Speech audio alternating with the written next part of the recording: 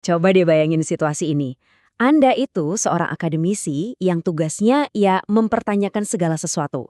Tapi di saat yang sama, Anda juga seorang pegawai negeri yang dituntut untuk setia pada negara. Nah, gimana jadinya kalau dua peran ini sebagai pemikir kritis dan abdi negara saling bertabrakan? Yuk kita bedah bareng-bareng dilema ini.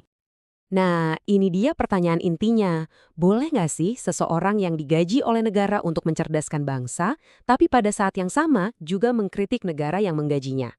Ini bukan cuma pertanyaan teori loh, ini dilema yang benar-benar dihadapi oleh banyak banget akademisi di Indonesia. Oke, mari kita coba bongkar konfliknya. Jadi, di pusat masalah ini ada dua prinsip yang kuat banget tapi saling berlawanan arah. Ini pertarungan yang klasik banget. Di satu sisi, ada kebebasan akademik yang mendorong kita untuk berpikir kritis, untuk bertanya terus-menerus. Tapi, di sisi lain, ada loyalitas sebagai pegawai negeri yang menuntut kepatuhan. Terus, gimana caranya dua hal ini bisa jalan bareng? Oke, kita mulai dari sisi yang pertama dulu ya, yaitu hak untuk mengkritik. Ini adalah prinsip yang jadi akar dari kebebasan akademik itu sendiri. Jadi, apa sih sebenarnya kebebasan akademik itu? Gampangnya gini, ini adalah kebebasan untuk mencari kebenaran, kemanapun arahnya tanpa perlu merasa takut. Ini tuh ibarat oksigennya dunia akademis, yang bikin inovasi dan pemikiran-pemikiran baru bisa lahir. Dan ini bukan sekadar wacana loh. Kebebasan ini ternyata dilindungi oleh hukum tertinggi di Indonesia. Konstitusi kita, UUD 1945, itu menjamin hak ini. Bahkan ada undang-undang khusus tentang pendidikan tinggi yang bilang secara gamblang kalau dosen itu punya hak kebebasan akademik. Jadi kalau ngomongin payung hukum, wah ini udah kuat banget. Nah, ini nih poin kuncinya. Kebebasan ini tuh bukan buat para akademisinya doang, tapi buat kemajuan kita semua sebagai bangsa. Masyarakat yang kritis dan inovatif itu lahir dari kampus-kampus yang idenya bisa diperdebatkan dengan bebas. Tanpa itu, ya kita semua bisa-bisa mandek di tempat. Sekarang kita coba lihat sisi sebaliknya, yaitu kerangka hukum yang menuntut loyalitas dan dalam beberapa kasus menuntut untuk diam. Disinilah masalahnya mulai jadi rumit. Banyak banget dosen di universitas negeri itu statusnya aparatur sipil negara atau ASN. Nah, status ini nih ibaratnya satu paket, lengkap dengan seperangkat aturan dan kewajiban yang beda, yang intinya adalah pengabdian dan kesetiaan kepada negara. Kutipan dari ahli hukum Dr. Teddy Sudrajat ini ngejelasin logikanya dengan jelas banget. Hubungannya itu hierarkis kayak atasan dan bawahan. Dalam kerangka kerja seperti ini, ya ASN termasuk dosen diharapkan buat patuh sama semua aturan yang dibikin pemerintah. Peraturan pemerintah nomor 53 tahun 2010 itu ngejelasin aturannya dengan sangat tegas.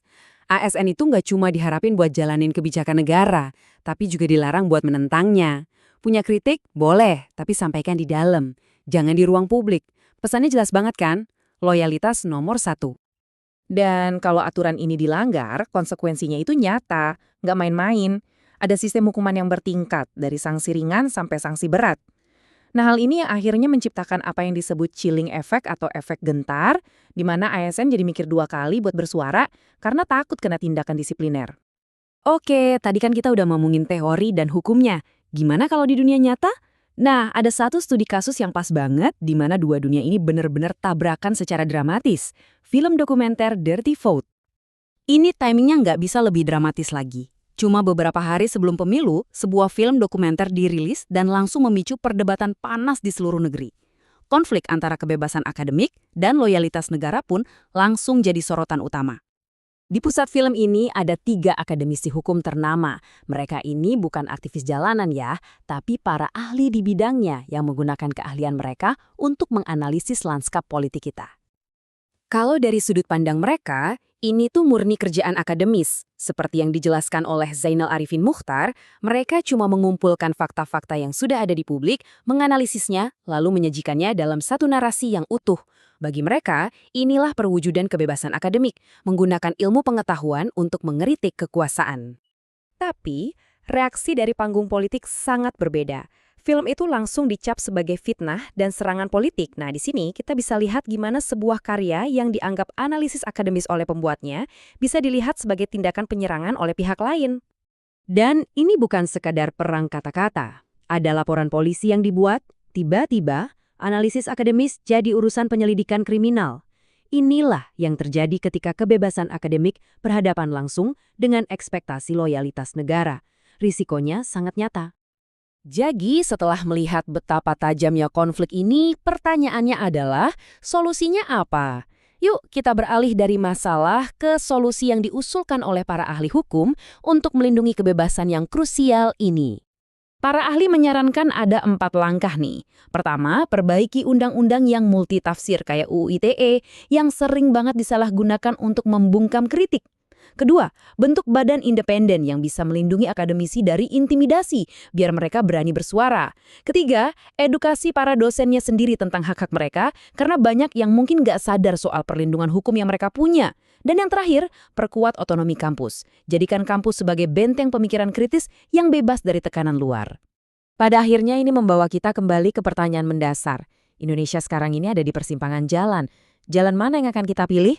Apakah negara akan memperkuat perlindungan untuk kebebasan akademik sebagai pilar demokrasi, atau justru tuntutan loyalitas akan terus membayang-bayangi?